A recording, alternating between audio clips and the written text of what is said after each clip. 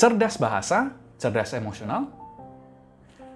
Teman-teman yang ada di International Electrical Society, selamat datang di SML1 e-learning. Dan di kesempatan ini kita akan mempelajari bersama bagaimana memperkaya kosakata kita sehingga kita bisa membuat presentasi yang dengan diksi yang bermakna sehingga audiens kita bisa relevant and relatable kepada presentasi kita. Nah, teman-teman, sering sekali Anda sudah mendengarkan mengenai 3 elemen komunikasi yang diutarakan oleh Dr. Mahrabian. Ada elemen pertama yaitu bahasa tubuh, yang kedua adalah dari segi kualitas suara, dan yang ketiga adalah pemilihan kata atau diksi. Nah, ketiga elemen ini yang membuat komunikasi itu menjadi bulat, komunikasi itu menjadi efektif. Ketika kita bisa menggunakan bahasa tubuh kita secara efektif untuk mengekspresikan apa yang kita ingin sampaikan, maka itu adalah hal yang paling ideal. Begitu juga ketika kita bisa menggunakan suara kita untuk memberikan atau menyampaikan emosi kita. Tetapi di dalam workshop SML1, sering sekali kita sudah sangat fokus kepada 2 hal tersebut, karena 2 hal tersebut itu sangatlah penting untuk dikuasai sejak dasar, sejak awal, sehingga kita membekali teman-teman dengan kedua hal tersebut. Tetapi di dalam workshop kita, sering sekali kita tidak sempat membahas yang namanya diksi. Dan sering sekali diksi ini sangatlah sulit untuk dipelajari kalau misalnya kita tidak tahu apa yang harus dipelajari. Nah, di dalam riset kami ketika memberikan training, di dalam riset kami untuk mengembangkan skill komunikasi dari setiap training kami mempelajari banyak sekali riset-riset yang terkini. Dan salah satu riset yang paling menarik yang saya dapatkan adalah riset mengenai ternyata bahasa mempengaruhi kecerdasan emosional.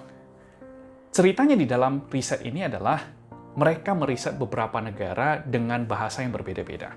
Jadi ada satu negara yang ketika mereka disuruh untuk menjelaskan apa sih perasaan Anda, dan mereka bisa menjelaskan different stages of happiness misalnya, atau perasaan yang berbeda-beda. Jadi contoh mereka ketika kita minta mereka, apa perasaan Anda sekarang?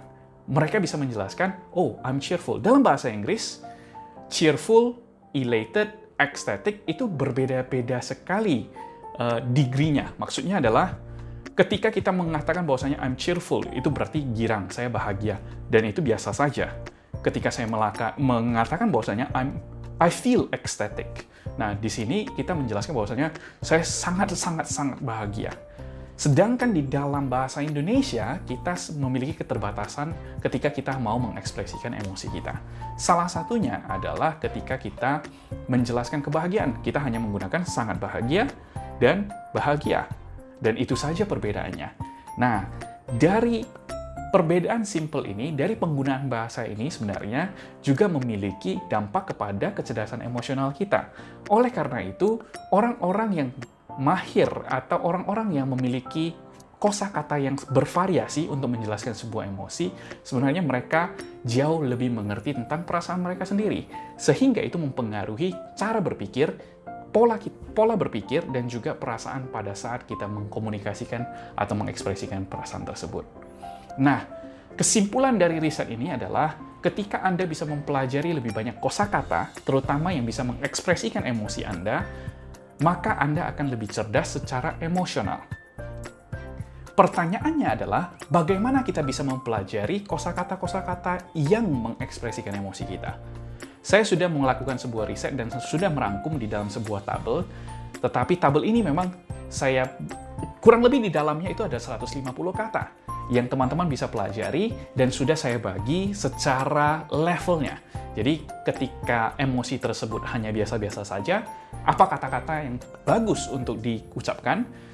Di perasaan medium, ya, di level yang medium, itu apa yang mesti diucapkan, dan juga yang strong, itu bagaimana mengucapkannya. Jadi ekspresi perasaan kita itu bisa dibagi dari light, medium, strong. So, strong emotion itu menggunakan apa, light emotion itu menggunakan apa, dan sudah saya bagi. Dan di dalam tabel tersebut sudah saya jelaskan, saya bagi-bagi berdasarkan emosi dasar. Kurang lebih kata-kata ini mendeskripsikan apa? Apakah sedih, bahagia, confused ya, atau kebingungan. Nah, di sana semuanya sudah jelas. Memang tabel ini digunakan di dalam bahasa Inggris. Kenapa saya menggunakannya, mendeskripsikan atau mengumpulkan kata-kata tersebut dalam bahasa Inggris? Karena ternyata di dalam bahasa Inggris, kebetulan saya melihat perbedaan-perbedaan yang cukup signifikan di dalam bahasa-bahasa yang mereka gunakan untuk menjelaskan sebuah emosi. Dan di dalam bahasa Indonesia, memang sudah ada juga perbedaan antar emosi atau antar kata-kata, tetapi belum sejelas yang ada di dalam bahasa Inggris. Atau mungkin saya masih membutuhkan riset yang lebih lanjut untuk bahasa Indonesia. Dan di sini saya ingin membagikan terlebih dahulu kepada teman-teman apa saja 150 kata yang bisa memperkaya kosakata teman-teman sehingga teman-teman semua bisa menjadi lebih cerdas secara emosional. Apa yang bisa teman-teman lakukan dengan file yang saya bagikan ini? Teman-teman bisa mencoba melihat beberapa kata-kata baru setiap harinya dan berusaha untuk membuat kalimat yang mengekspresikan emosi Anda dengan kata-kata baru tersebut. Di dalam 30 hari ke depan, saya yakin teman-teman akan memiliki setidaknya 50 kata baru untuk mendeskripsikan perasaan teman-teman. Apa gunanya kita menggunakan kata-kata baru tersebut?